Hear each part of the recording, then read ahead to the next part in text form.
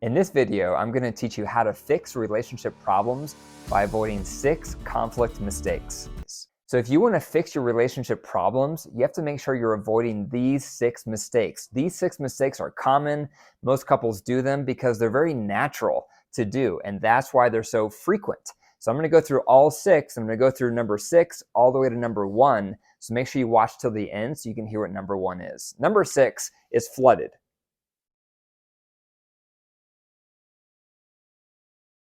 Flooded is when you get into fight, flight, or freeze. Your heart rate is above 100, and that's when the worst of you comes out. Your body is getting ready for a crisis. The blood flow is going to your core, so it's harder to think. There's less oxygen in your brain, harder to remember. And these kind of interactions are when couples do a lot of damage. This is when you get harsh. This is when you say hurtful things.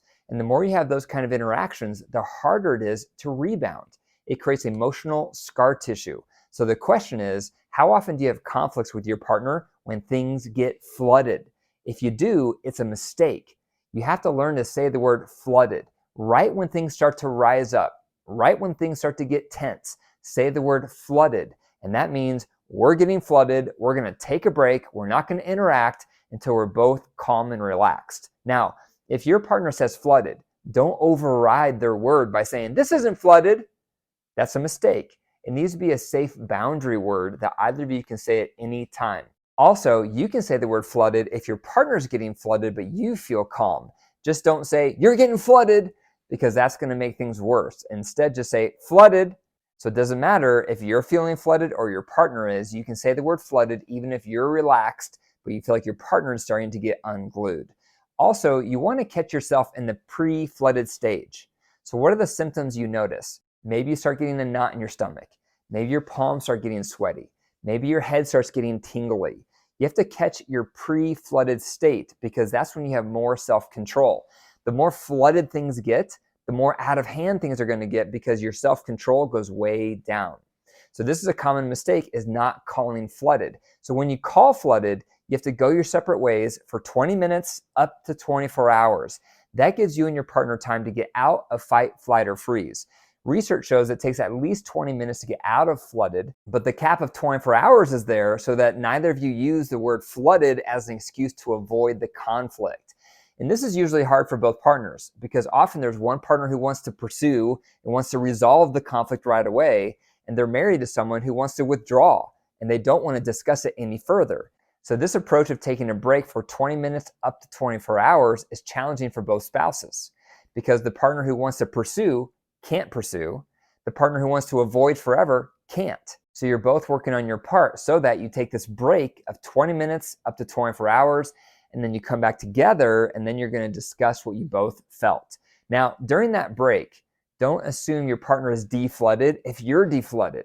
That can re-escalate the conflict. So once you're calm, you say to your partner, I'm calm. Let me know when you are so we can come back together and talk through this conflict. While you're taking your break to deflood, get out of each other's hair. Don't stay in the kitchen together. Don't stay in the bathroom together, because then it's just a matter of time before one of you says a sharp word or a dig, and then the conflict re-escalates again. Also, during that break time, do whatever's going to lower your heart rate. So maybe you need to go outdoors. Maybe you need to read a book. Maybe you need to take a nap.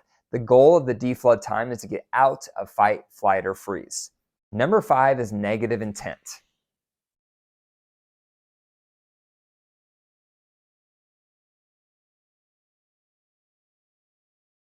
This refers to assuming the worst in your partner. So here's an example. Let's say you get in a conflict and you're telling your partner, you're dismissing my feelings. That's assuming negative intent. That's assuming they're trying to dismiss your feelings. And then what's your partner going to say? They're going to say back to you, no, I'm not. I'm listening to you. So when you tell your partner what they're doing wrong, you're dismissing my feelings, or you're just flipping this around and defending yourself. That's just going to invite more defensiveness. So instead, you need to say, that behavior or that phrase is coming off like my feelings are being dismissed. Or the way that phrase is making me feel is that my feelings are being dismissed. That's a much better way to say it, because if you tell your partner, this is what you're doing and this is why you're doing it, they're going to get defensive. And that's you assuming the worst in their intent. Now, if you're on the receiving end and your partner says, you're dismissing my feelings, Instead of defending yourself, instead of trying to justify what you're doing, instead say, what am I doing that's coming across like I'm dismissing your feelings? Because then they will give you the clues. They will answer that question and let you know what you're doing that's making them feel like you're dismissing their feelings. And then that gives you information on what you can adjust moving forward. So if you're the recipient and you're hearing comments like, you're dismissing my feelings, don't defend yourself. Don't tell them you're not, because that's their experience. You're not going to talk them out of their experience. Instead, just ask them what you're doing that's coming off that way, and then you can learn what to do different moving forward. And by the way, if you're struggling in your relationship, if you feel like you're hanging on by a thread, you're starting to feel hopeless, get my free guide on how to rebuild your marriage in 90 days. Comment below the word guide and I'll send it to you. Number 4, differentiation.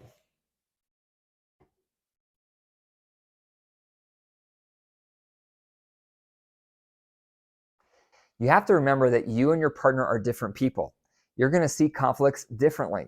You're going to have different memories of what was said. You're going to have different recollections of what went down. So you're never going to talk your partner out of their experience. You're never going to convince them that their version of the conflict is incorrect because they think your version of the conflict is incorrect.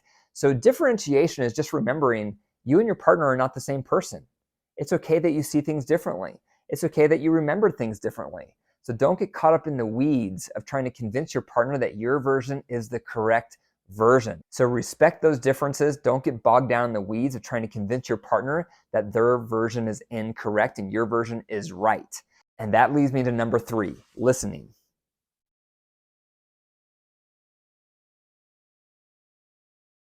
Once you've relaxed, once you've deflooded, it's very important to come back and then take turns listening to each partner's experience of the conflict.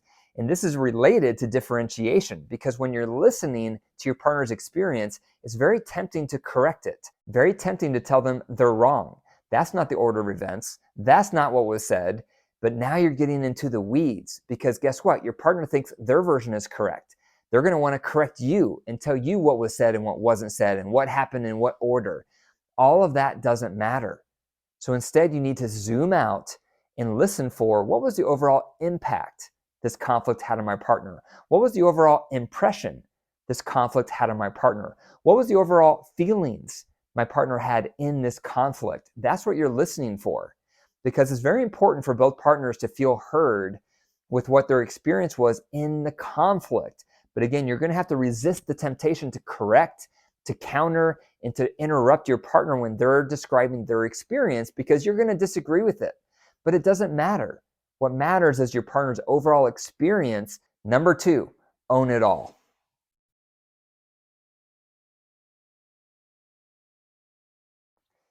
When you've had a conflict with your partner, you're going to feel the desire for them to own everything that you think they did wrong. But guess what? They're probably not going to own everything you think they did wrong.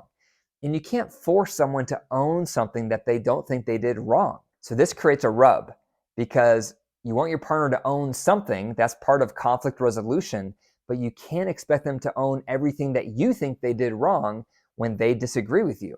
They may not agree they did all those things wrong. So let's say you list 3 things that you feel like they did wrong in the conflict, and they only own 1 of those 3. Now what do? This is what you do. First of all, just be thankful they're owning something, because that's a big step for people. Instead of getting defensive, at least they're owning something. And that's what I encourage couples to do when we're working through conflict resolution. I tell the listener, you're not expected to own everything because you have your own side, your own version. But what you are expected to do is figure out what piece can you own? How did you contribute to that conflict? What did you do that made things worse? Maybe you raised your voice. Maybe you got disrespectful. Maybe you slammed a door. Maybe you were assuming negative intent. There's all sorts of things you can probably think of that you did do that made that conflict worse.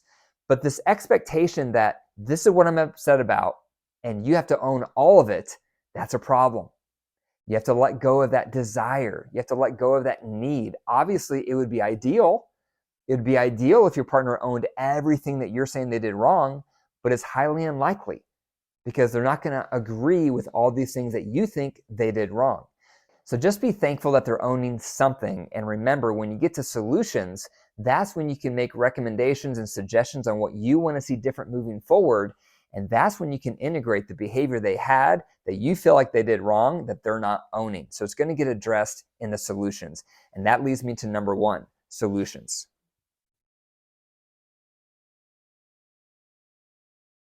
When you have a conflict and you've deflooded, you've come back, you've taken turns listening to each other's experience, you're taking turns owning how you each made it worse, it's very important to end with, how can we both improve on this dynamic?